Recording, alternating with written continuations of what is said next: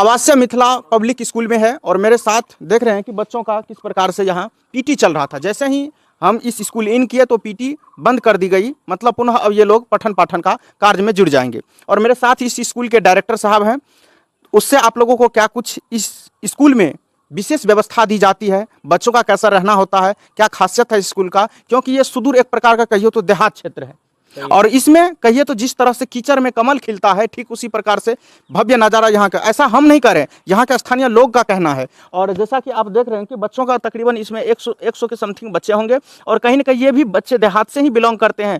कहीं अगर आपके पास मोटे रकम नहीं है फिर भी आप अपने बच्चे को अगर पढ़ाना चाहते तो इस स्कूल में आप तन मन और धन से पढ़ा सकते हैं। तो ज़्यादा जानकारी हम यहाँ के जो प्रिंसिपल साहब हैं उनसे आपको रूबरू करवाते हैं। सर, पहले आपका बहुत बहुत स्वागत हमारे सच पब्लिक तक न्यूज़ चैनल पर। आपका भी मेरे विद्यालय में आपके चैनल सहित आपको बहुत बहुत धन्यवाद और आपका स्वागत। सर, वैसे आप अगर आपके पास इतने बच्चे हैं तो आप कहीं ना कहीं मार्केट आपसे यहाँ से कुछ ही दूरी पे है, आप मार्केट में क्यों नहीं आप अपना इंस्टीट्यूट डाले, क्योंकि आप सुदूर देहात में और इतने बच्चों का भीड़ इकट्ठा किए हुए हैं। हमने सोचा कि मार्केट में पैसा होता है, हम पैसा के साथ साथ यहाँ के सुदूर गरीब बच्चों को पठन पाठन देने का काम आज से नहीं, हम 1995 से कर रहे हैं। और 1995 से शायद इस क्षेत्र में पता कीजिएगा तो हम 95 में जब मैट्रिक किए तब इन क्षेत्रों के लोगों का मांग हुआ और उस मांग के आधार पर ट्यूशन के रूप में हमने पढ़ाना शुरू किया। और ये विद्यालय हम 17 में शुरू किए, 19 में हम इसका मान्यता लिए। और मेरा एक ही लक्ष्य है कि बच्चा अच्छा पैसा देकर बाजार में जो शिक्षा पाता है उससे कहीं अधिक बेहतर शिक्षा हम यहाँ देने का फैसला किए। क्यों? तो यहाँ हम इस विद्यालय में बहुत कम रेसिडेंटियल फी बहुत ही कम रखे हुए हैं, जो शायद लोग सुन करके भी हैरान हो जाएंगे। अच्छा, हाँ, इसीलिए और ये हमारी व्यवस्था है हम किए हुए हैं, उसमें बहुत ही कम शुल्क पर हम पढ़ा रहे हैं। अच्छा, कहाँ से कहाँ तक के बच्चों का इस संस्था में पठन पाठन का कार्य किया जाता है? इस बच्चा नर्सरी से लेकर के 8 तक के बच्चों के लिए विद्यालय टाइम है, हॉस्टल है। और 8 के अलावा जो बच्चे 9 और 10th होते हैं तो उसको हम ट्यूशन के रूप में शिक्षा देते हैं। अच्छा, उसको रेसिडेंटल नहीं रख सकते। कहीं ना कहीं आप जो उसको नर्सरी से 8वीं क्लास तक का जो पठन पाठन आप अपने दिशा निर्देश में करते हैं तो कहीं ना उनका बच्चा का लक्ष्य कहीं ना बिगड़ जाए, कहीं रास्ते पर ना दूसरा भटक जाए, इसके वजह से उसको 8 to 10th मतलब मैट्रिक तक आप अपने संदर्भ में उसका पठन पाठन करवाते हैं। मैट्रिक तक उसका हम पठन पाठन का व्यवस्था टीचर हैं, टीचर के द्वारा करवाते हैं और हम भी उसका देख रेख अच्छी तरह से करें कि बच्चा इधर। पढ़ाई अलग बात है, आज का जो परिवेश है उस परिवेश से हम अलग हट के करते हैं कि पढ़ाई अलग लेकिन संस्कार अलग होना चाहिए।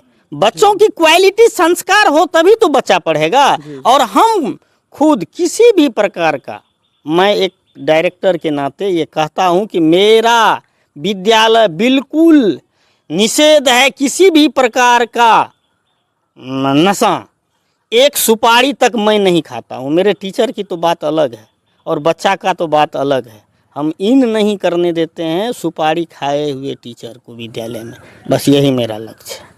अच्छा, सुदूर देहात में सर आप पढ़ाते हैं और कई वर्ष से आप पठन पाठन का कार्य यहाँ सेवा दे रहे हैं बच्चों को, लेकिन अगर ख़ास तौर पे अभी कहिए तो जो आपके संस्था में अभी बच्चे नहीं पढ़ रहे हैं, जो आपके संस्था को विजिट नहीं किए हैं अभी तक, और बाहर जो आपके क्षेत्र में ही नशा के शिकार हो रहे हैं, उस बच्चे के लिए और उनके माता पिता के लिए क्या कुछ प्रेरणा देंगे? हम ये प्रेरणा देते हैं कि किसी भी सूरत में बच्चे का अगर ज़िंदगी खराब होता है तो सबसे बड़ा खराबी नशा है।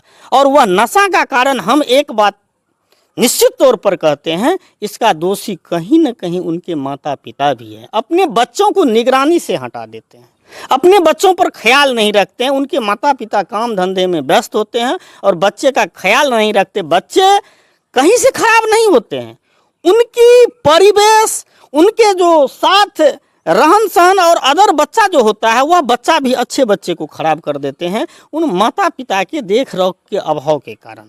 और ये मेरे यहाँ 24 घंटे टीचर मौजूद होते हैं। सुबह दिन में 7 टीचर अभी है मौजूद। हम एक 8 हुए, 8 क्लास तक है तो 8 टीचर होते हैं। और हॉस्टल में सुबह शाम 2-3 टीचर रहते हैं बच्चे की देख रेख के लिए। बच्चे को मेरे विद्यालय में 2 गेट बनी हुई है। पहला गेट हम पार करने बच्चे को नहीं देते हैं।